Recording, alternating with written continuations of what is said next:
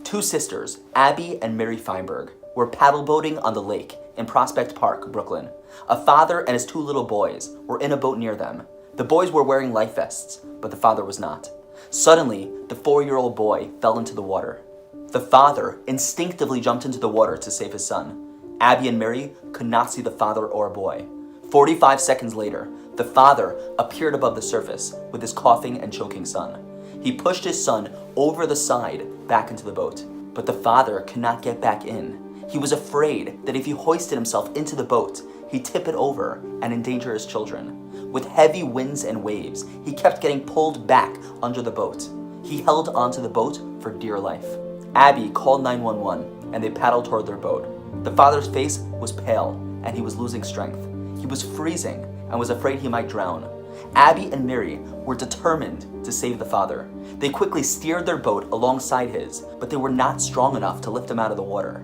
Instead, they positioned their boat in such a way that he was able to put one hand on their boat and keep his other hand on his children's boat to provide balance. For the next 10 minutes, they paddled this way back to shore.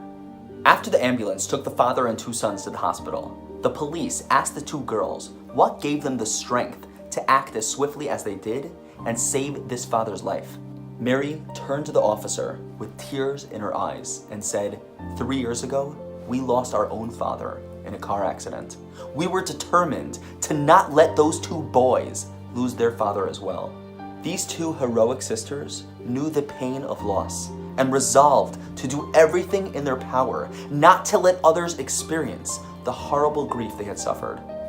People who have gone through pain have a greater capacity to feel the pain of others.